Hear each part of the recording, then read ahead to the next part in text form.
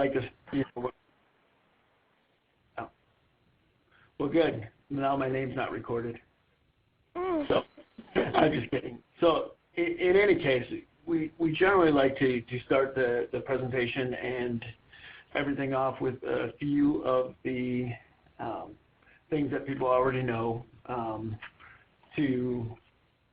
you flip through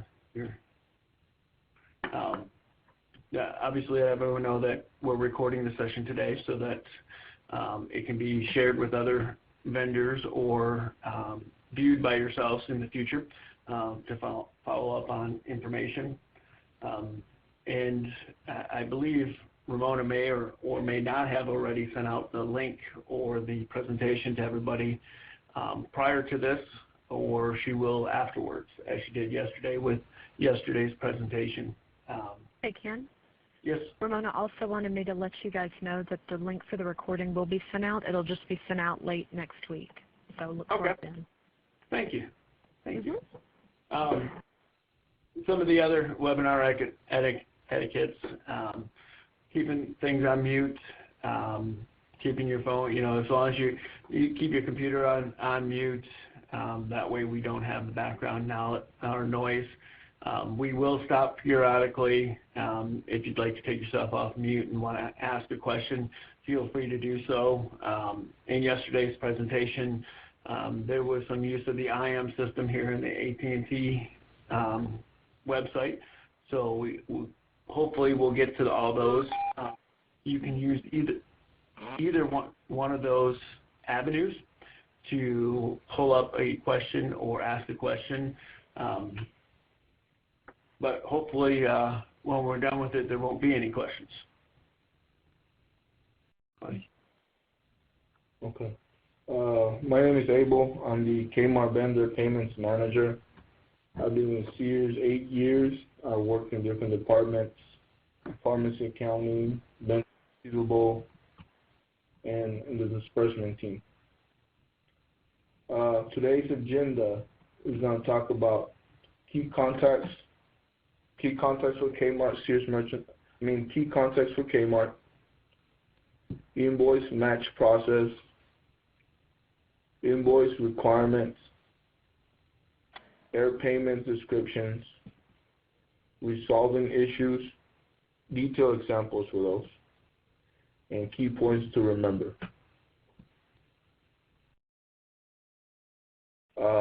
Key contacts for Kmart.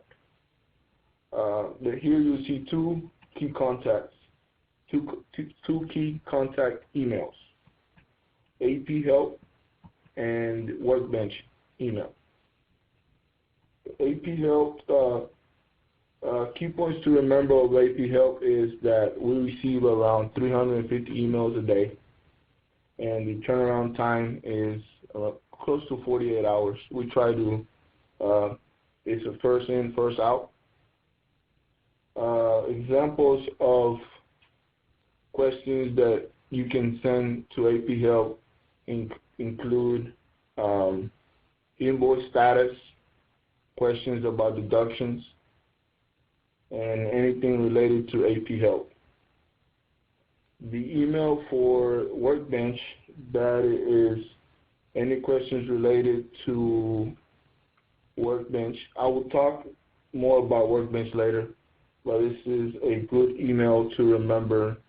You can send your questions to theirs, like users, do I have access to Workbench, and to also get your password resets if you need that.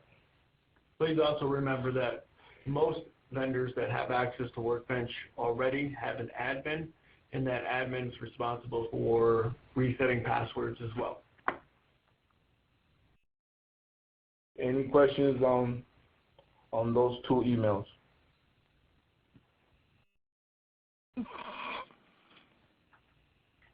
Our next slide is invoice match processing.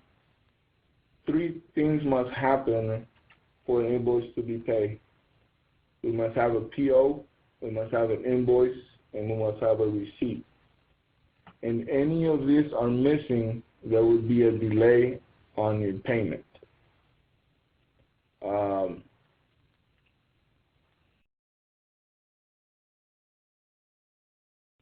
the PO actually allows the invoice to come in and match to the receipt.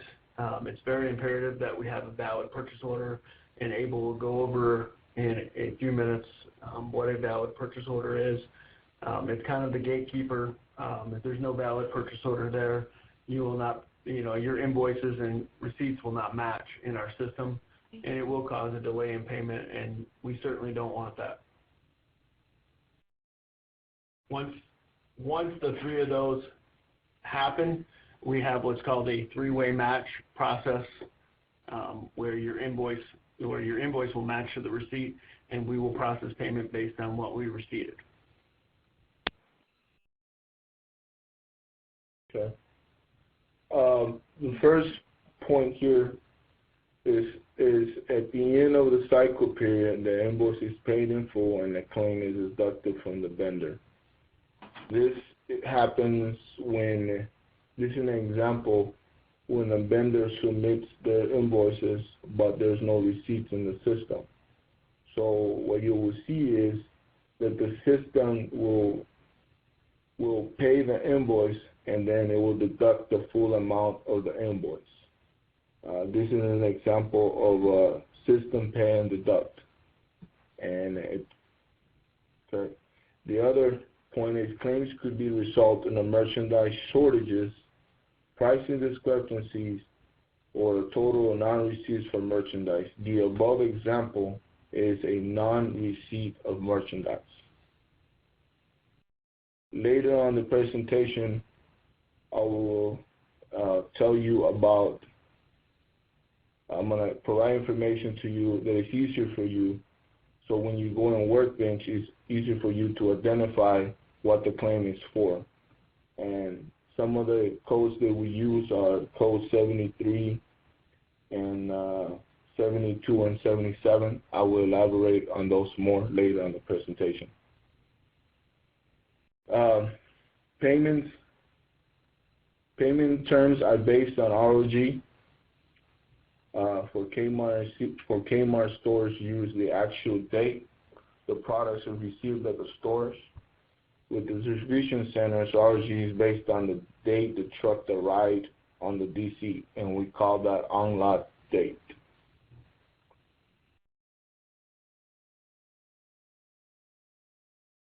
Invoice requirements. Pretty much if you don't submit an invoice through EDI, there will be problems. There will be delay in payments on that. It is important that we receive the invoice via EDI.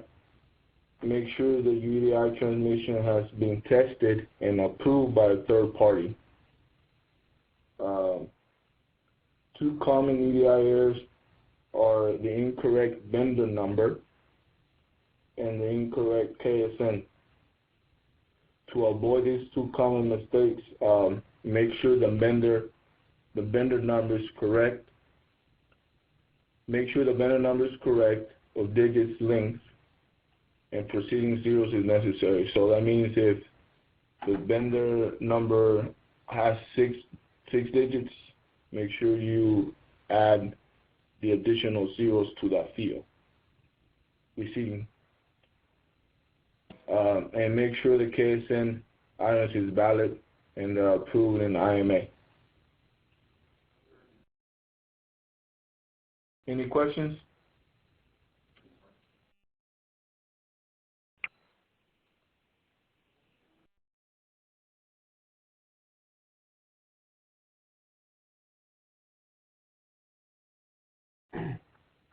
Going on to the next slide, invoice requirements. A valid purchase order number, it's 9 to 11 digits. A valid unit number is required, and also one invoice per purchase order, and I'm going to talk a little about that. If you submit multiple invoices per purchase order, there could be a chance that your payment is delayed because the cycle is going to start again. Well, what we call, just to define cycle real quick, the cycle time is the time between where we say we're waiting for additional receipts and the time that we say we're no longer going to wait for an additional receipt and we're going to pay you for your invoices. Okay, so what Abel's alluding to here is if, for example, we have an invoice come in and it's short one item, it's going to start cycling. And then the next invoice is going to come in and it's going to reset that cycling time back to 1. Even though it was received in full and we probably could have, it's going to try to complete the first order or the first invoice, and then it's going to leave the second invoice short. And it will do that all the way down the number of invoices that we get. So where the ability is to ship us one invoice, one PO, and one shipment is the optimal in our system. Now, optimal doesn't always equal business need. We understand that there will be times where you will have to ship multiple trucks against the same purchase order just based on a large replenishment order or something. We're here today just to let you know it can work, but we tend to see more problems with that, so we try to stay away from it. The other thing we want to mention real quickly on the first one, a valid Sears purchase order. The 9 digits are generally your store, things that you ship directly to the store. The 11 digits are the things that generally go to the DCs. And one thing is, another benefit, it reduces the cycle time in the matching process for the one invoice for the purchase order. Errors, payment, and discrepancies. Do we have any questions on invoices at this point? Yeah, I just wanted to confirm, Ken. So you're saying that if there are multiple receipts against the purchase order, the cycle will commence from the latest date of the receipt? Am I correct? That is correct, and that will cause payment delays. And we've seen it happen too many times. I don't want payment delays. And how many days would the system wait until paying the invoice that has been received first if there is at least one item against the purchase order that is outstanding in your ERP? Well, here's the problem. I hold one on-lot date that Abel told you about. So when that on-lot date gets overwritten, essentially, by the newer shipments, it's actually affecting all of your invoices, ROG days. Everything that was pending there is now going to try to look at the last on-lot date. I see. So if there are, let's say, 5 receipts against the purchase order, when the receipt 2 occurs, the date of that second receipt will be applicable to the first receipt, and so it goes. Correct. And when that 5th receipt comes in, it's going to say, I received all the goods on that 5th receipt, and I'm going to turn all 5 invoices based on that date.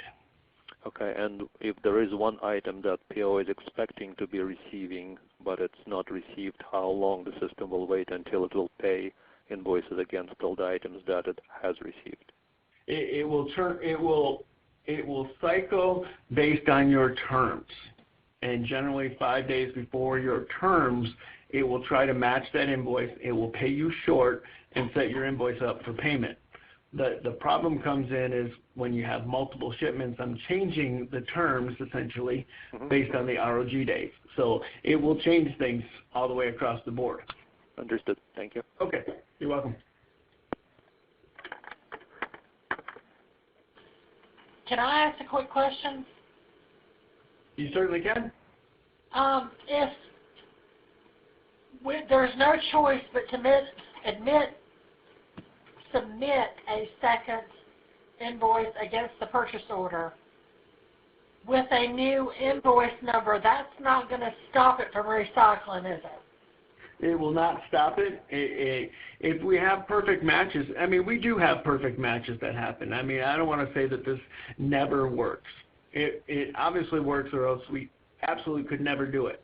But the problem is where we find the most risk for a delayed payment or a dispute between us and a vendor is when this happens. I'm sorry if I misled. I mean, I know it happens. I know it happens right, but we're trying to point out things to eliminate things from happening. Okay.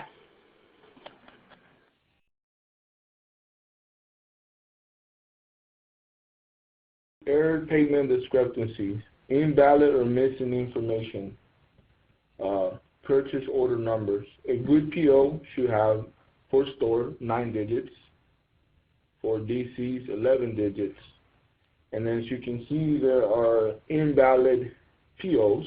You don't want to use any alpha or any digits less than 9. You want to use 9 for stores and 11 for DCs, or you don't want to leave that blank. Okay.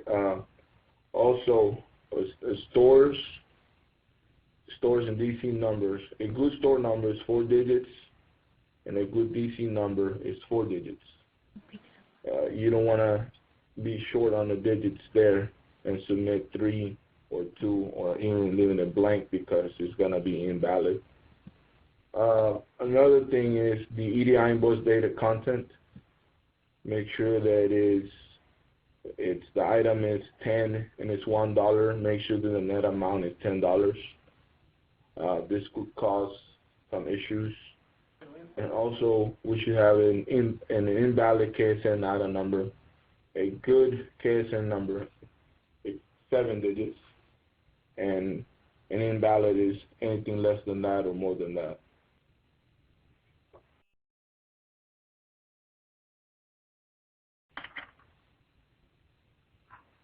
Okay, error payments discrepancies. To be proactive, validate your purchase orders. If an invalid PO number, contact your merchant or your buyer. Invoice, validate all the information. If the PO is issued in inches, invoices should be issued in inches. If the PO is issued in cases, the invoice should be issued in cases. And this is a very common problem that we have, where we have vendors that submit us in cases, but we have it in inches on the system, and that creates problems, so make sure that we validate that. Receipts, if the information on the invoice above is incorrect, receipts of the product will not match, causing a claim deduction, inches versus cases. Invoices will be paid in full, and a deduction will be issued for that discrepancy, either a quantity or a pricing claim.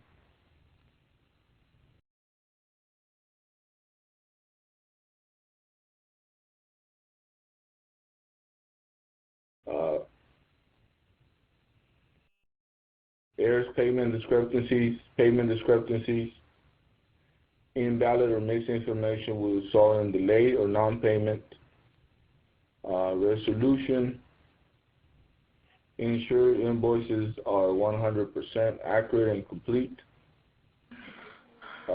Please utilize the AP portion of ACH Workbench.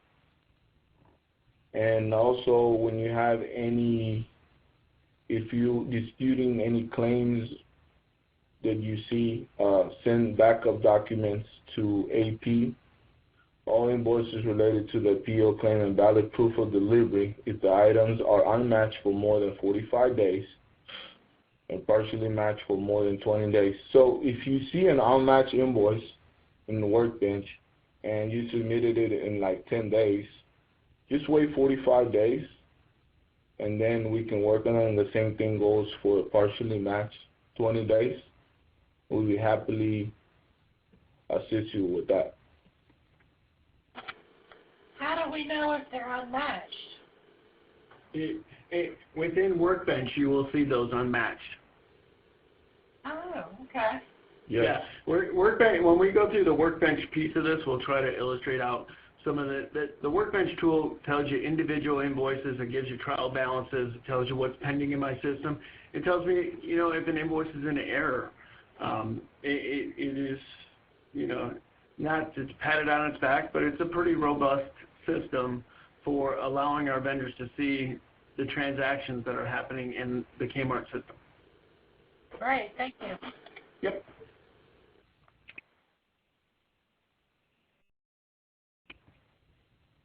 Okay.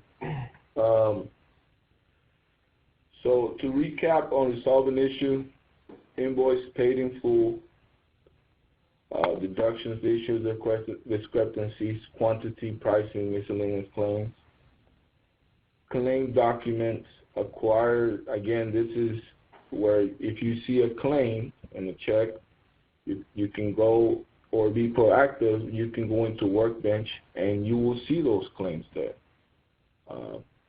Or not just see them, you can print them off of the Workbench system. yes. And they'll also be sent to you via 812, or some rare instances will still use regular mail. Vendors should reconcile invoices against claims and documents. That is the responsibility of the vendor.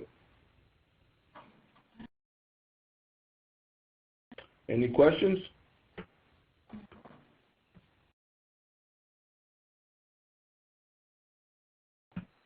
Okay. Now we're going to talk about examples of claim documents. We have our quantity claims. We have our pricing claims. We have, okay, quantity claims, that means we were short merchandise. Pricing claims, that means there's a cost issue with the item. Then we have header claims. Then we have system pay and deducts, that's when non-merchandise was received. And we have chain track claims. First, we're going to talk about quantity claims. This is a screenshot of how you can go into Workbench and look up the detail for a quantity or a price claim. As you can see on your left, you will see accounts payable, and then that will open up, and then you will see that field there that says claims highlighted in red. You can use your mouse. Oh, sure. Highlighted in red there, right there. Can everybody see my mouse? Okay. Good. Yes. Okay. So you can click claims price and quantity. Then you'll put your PO number and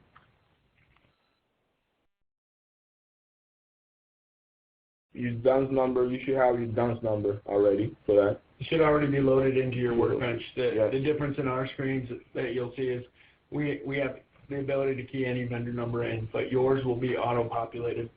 So you will identify, remember we talked about how when you go into Workbench and you see a remit code of, let's say, 73, that tells you that it's a quantity claim.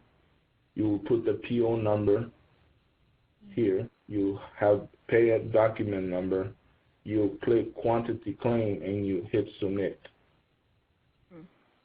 Okay, and then that will provide you detail of the claim. And you can find that information under the checks issued column, or the checks issued along this list. Abel will point it out for me. If you were to put your checks issued and you drill into that, everything's, for the most part in the system's a hyperlink.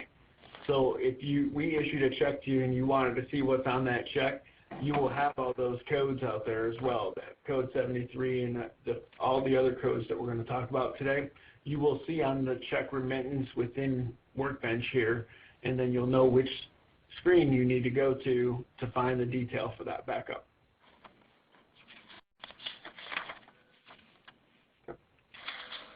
Resolving issues with remit claim code 73. If you dispute this quantity claim, you will need to provide a copy of the invoice. And in the following screen, I'll show you the form that needs to be submitted or mailed to. There's an address on the form that you need to mail that information to. I'll share that form with you on the next slide.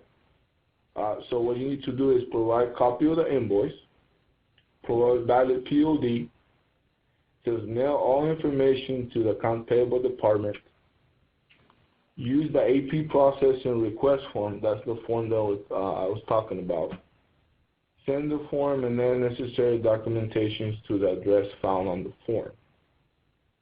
But most importantly is provide you contact information on the AP processor request form, so if you have any questions, we can contact you and tell you the status if we're denied or if we're paying it back. So this is an example of the form. As you can see, vendor name, phone number, address, DUNS number, the department, the date, contact name, email address. And at the top, you'll see you can either just send a regular mail or you can overnight it. Okay? And then invoicing, you will select direct to store or to the DC. And then the chargeback, the same thing. And then request additional documents, you will put the document count, the total amount, and you will put the invoice date range. Any questions on the form? This can't be emailed? We do not have the ability at this point in time. It would be ideally to be able to email it, but at this point in our receiving system, just to give you a little, everything goes into what we call our case tracking system. So everything gets logged in there. Unfortunately, it's manual at this point in time. We'd love it to be systematic.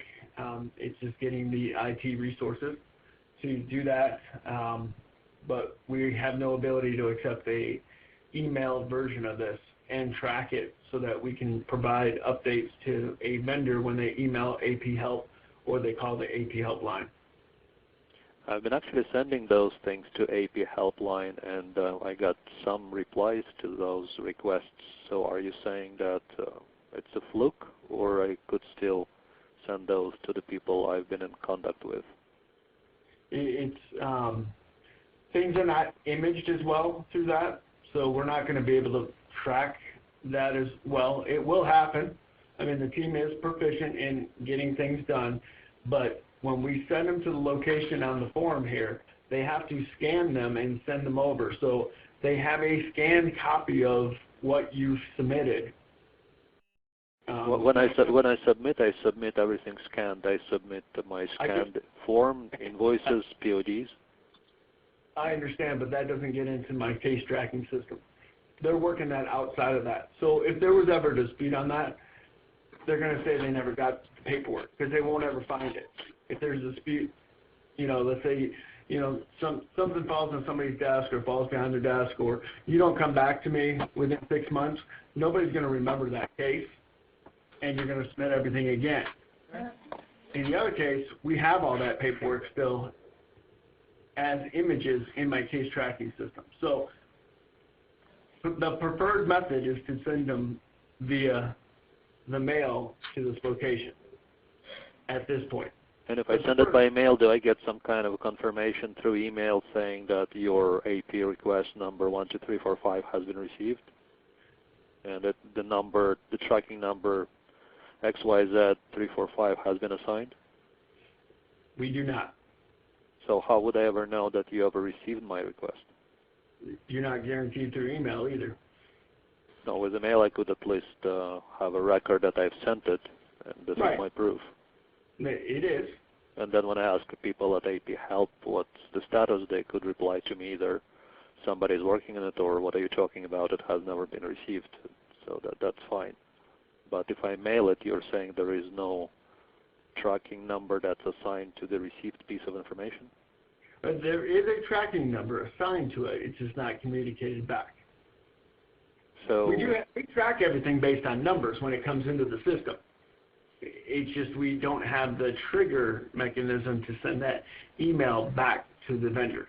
So how would I follow up on such a request if I mail it to you? Let's say 10 days have passed and I want to know what has been done. What do I do? You would send an email to the AP Help line, the same people, tell them what, either provide them, some of the information off that cover sheet, like the dollar amount and the note count that was in that case, right? We call them a case. Those cover sheets, essentially dictate a case to us. And when we do a search, we're looking for the count in dollars when it comes to a vendor. So we'll pull up the vendor number, do the count, the dollar, and see, what's been done to this case so far. And they can give you that response.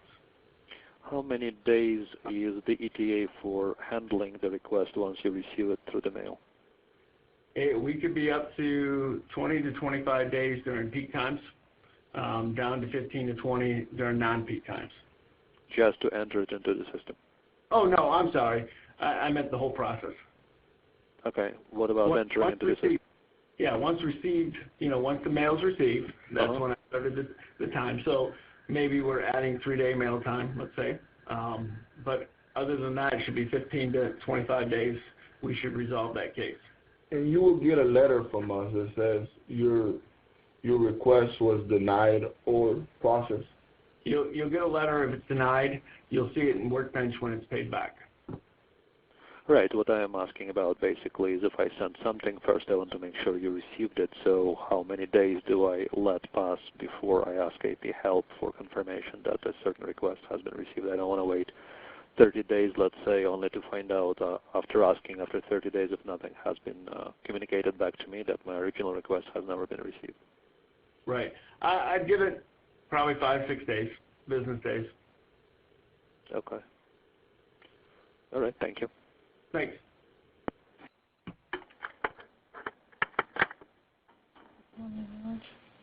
Okay. Our next slide is it's a cost claim, kind of the same thing. Accounts payable, mid code 72. Claims, you'll click here, put the PO number, paid documents, process, you click that, and then you hit submit. It should provide you details similar to the quantity claims.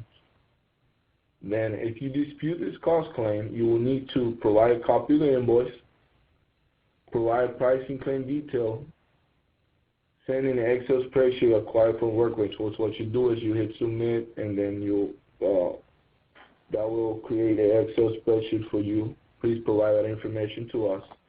But the key here is provide documentation acknowledging that your cost is correct. So make sure that we have that information from the buying team.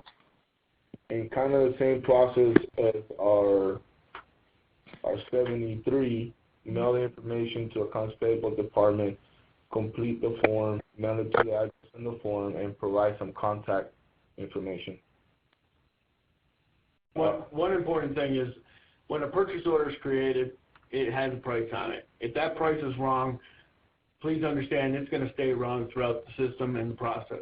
So when you bill me the higher cost, even though it went into effect, that PO will hold the lower cost, and we will create a claim on that, and then we will, expect the buyer to approve that repayment because we didn't negotiate pricing.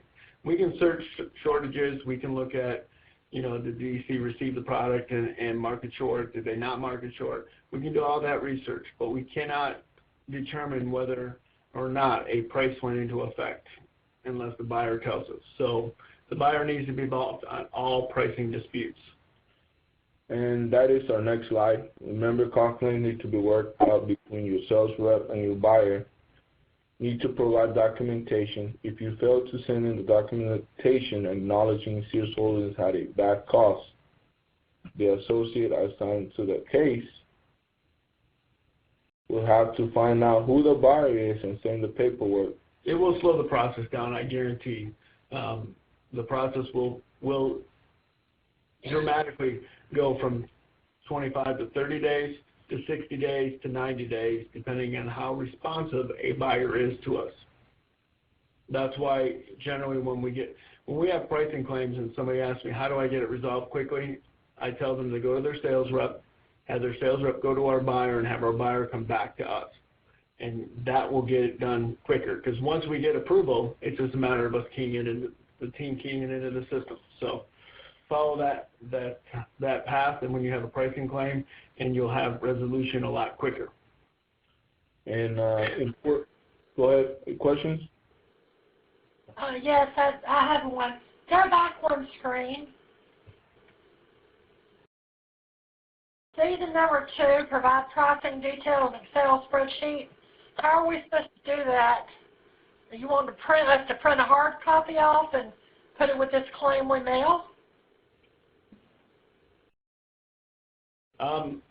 That's why, even though it says this, if you send the information electronically to your sales rep and they go to the buyer electronically and the buyer comes back to us electronically, then we're going to process that payment. I know the Excel spreadsheet comes out, it's a small Excel spreadsheet because it's the claim. Unless you have a bunch of shortages on the same purchase order, or not shortages, pricing claims, it'll be a small Excel spreadsheet, like a one-pager of detail. So just print that out and submit it with the rest of our paperwork? Yep. Okay. Good. I'm done. And I need to ask a question from our etiquette that we started with at the beginning of this. If you are not asking a question, I need you to put the phone on mute. We're getting a lot of feedback, and I don't want to disrupt everybody on the call. Thank you. Okay. Important. If a pricing issue was an error of your company, then do nothing. Please do not send us any credit. We don't want to double dip. If our system reads that it should have been $1 and you thought it should have been, $1, but you billed me $1.10, we're only going to pay for the $1. So there's no reason to send me a credit memo, because if you send me a credit memo, I'm going to take that as well, or there's a good chance somebody will take that in error, and we don't want to double dip. Okay, our next slide is header claims. This is a combination of both pricing and cost. It follows a similar process as the other ones. Is an example of what causes a header claim for the most part is the fact that it cannot go down to line item detail match. So it could be, I got a receipt for 10 items for $1, so now I have a $10 receipt, and I have 10 items at $1.10, which means I'm 10 cents over. So when it builds the total cost of the invoice and the total cost of the receipt, it's going to create a claim. And it could be for pricing, or it could be that we were missing one of those items. So that's what happens in a header claim situation. It's where we have no ability to go down to line item to be able to match the item on the invoice to the item on the receipt. Okay? And you can pull that information the same way. A lot of these screens are going to become quite repetitive because it's the same systems. It's just a different tab within that system.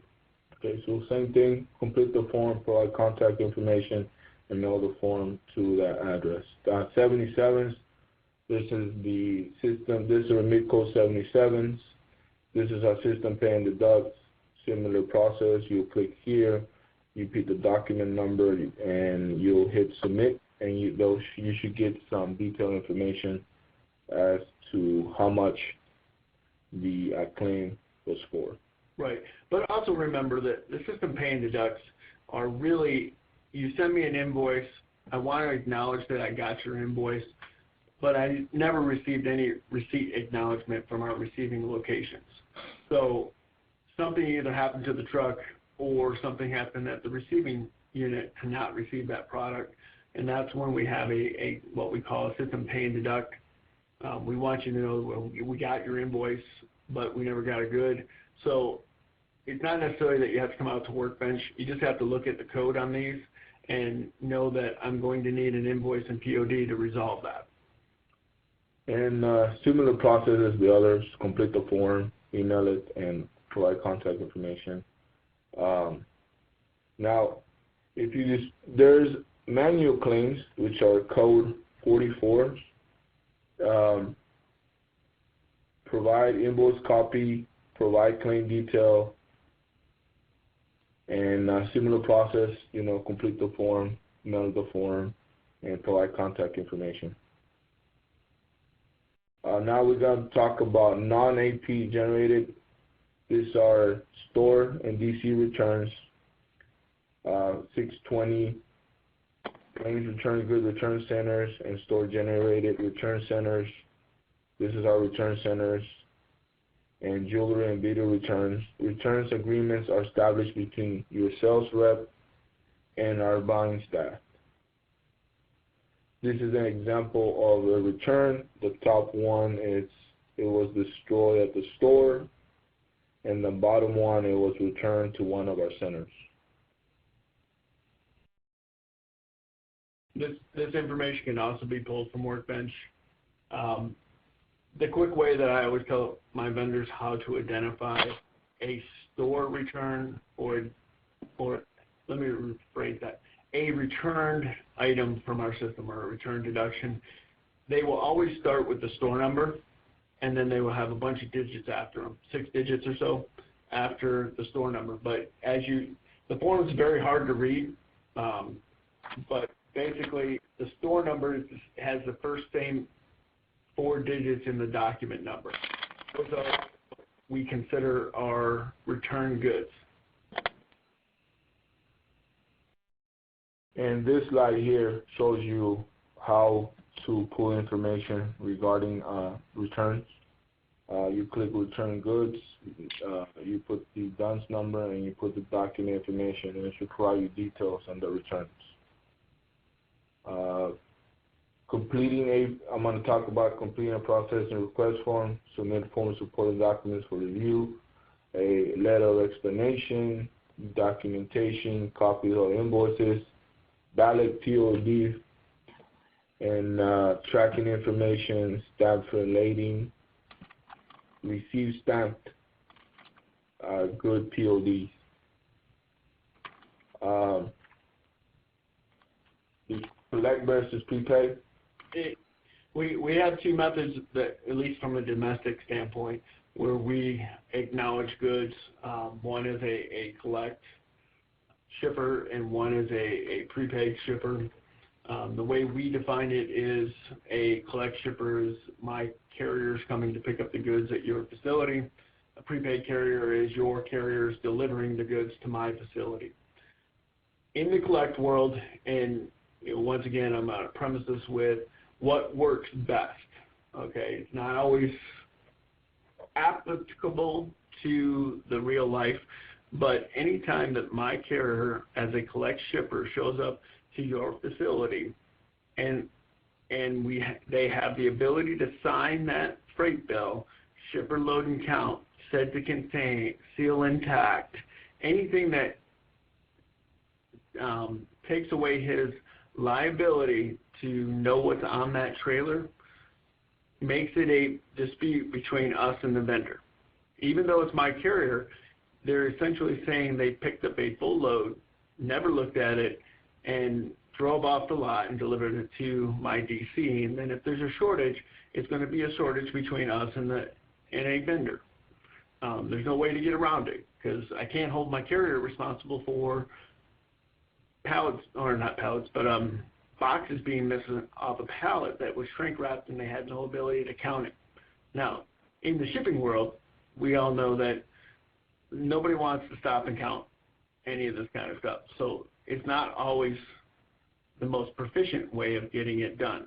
I'm just trying to level set expectations out there when we have a dispute and it's signed any which way to avoid the carrier being responsible, we're going to have a dispute between us and the vendor. Okay, so just understand that. And then on a prepaid situation, every prepaid carrier comes in a lot, they drop off the trailer, they come back and pick up the trailer. When they pick up the trailer, they're going to get an on-lot essentially stamp, and they're going to get a DC receiving stamp. If there is a dispute, we expect to get the DC receiving stamp back with your invoice. That is what constitutes a valid proof of delivery. Okay.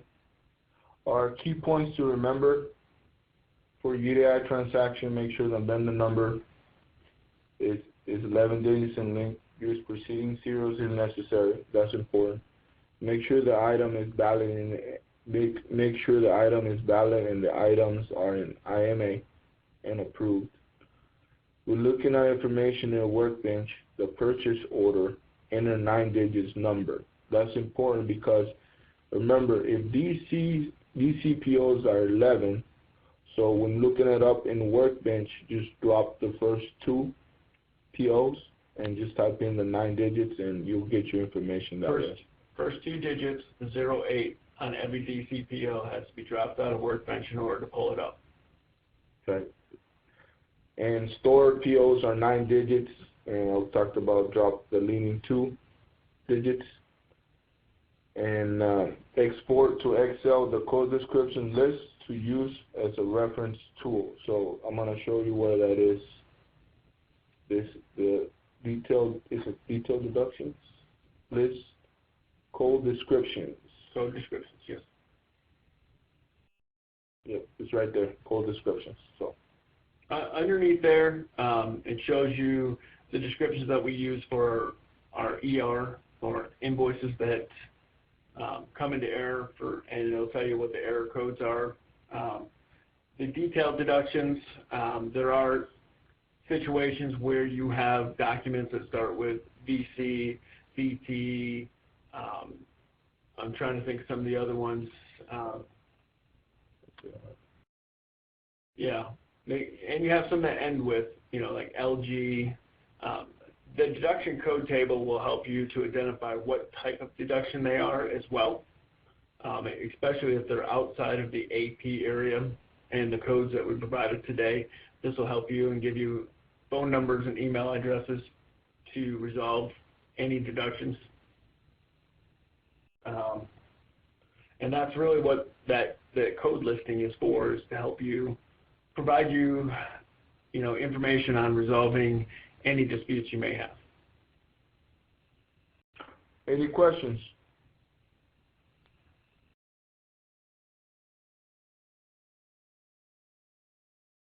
Okay.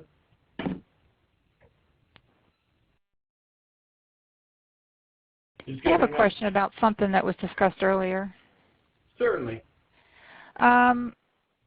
Just to repeat back, so on a unmatched or partially matched status, are you saying that up until 5 days prior to the due date, it will try to match and I shouldn't worry about those statuses until I've passed my due date?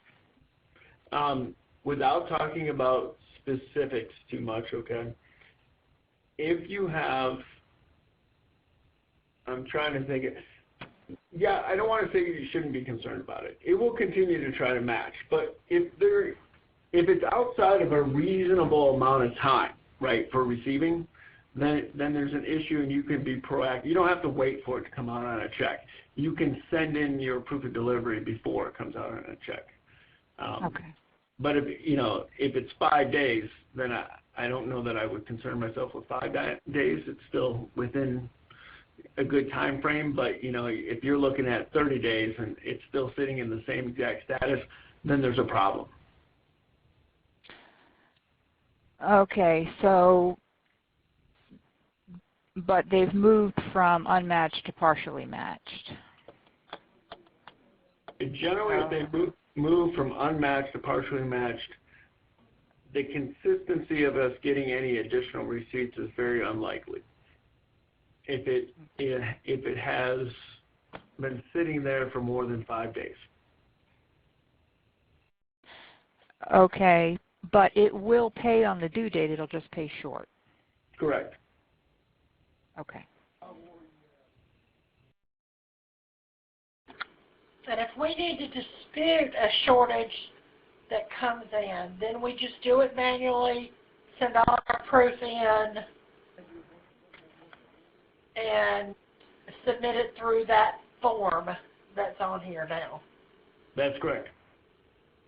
Okay.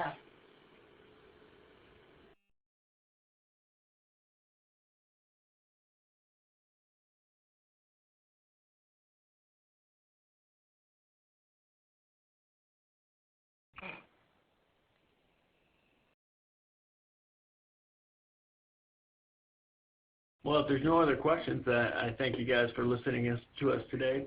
Hopefully we kept you awake